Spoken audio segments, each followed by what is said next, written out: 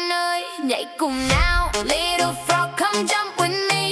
Nhảy lên cao, 1, 2, 3. Jump up high, 1, 2, 3. Bé sẵn sàng chưa? Are you ready? Cùng Harry bắt chước nhé. Copy Harry, here we go.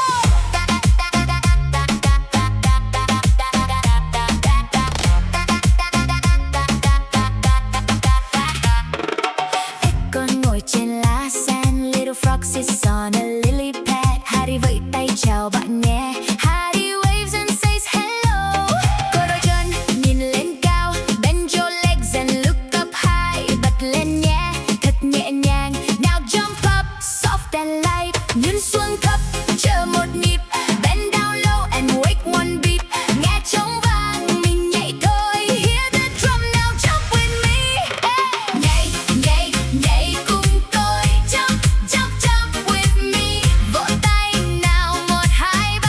Clap your hands, 1, 2, 3. Xoay một vòng cười thật tươi. Spin around and smile so bright. Dừng lại nhé, đứng thật yên. Now we stop and stand so still.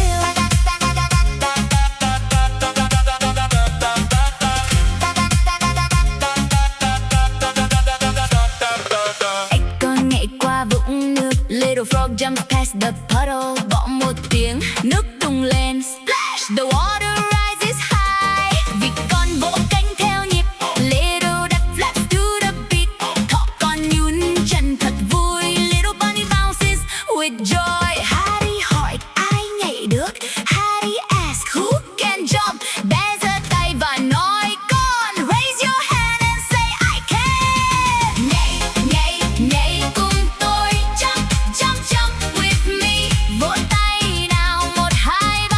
Clap your hands, 1, 2, 3. Xoay một vòng cười thật tươi. Spin around and smile so bright. Dừng lại nhé, đứng thật yên.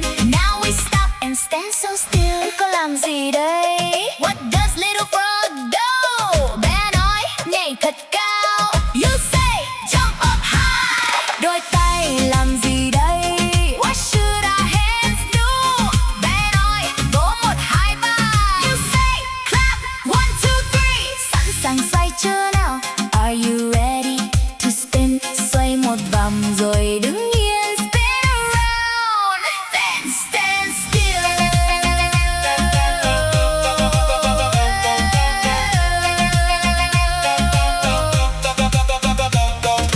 Nhảy, nhảy, nhảy cùng tôi. Jump, jump, jump with me. Vỗ tay nào, 1, 2, 3. Clap your hands, 1, 2, 3. Bom, bom, nước tung lên. Splash, splash, water rises high. Xoay một vòng cười thật tươi. Spin around and smile so bright. Dừng lại nhé, đứng thật yên. Now we stop and stand so still. Con vui, mình cũng vui. Little frog is happy.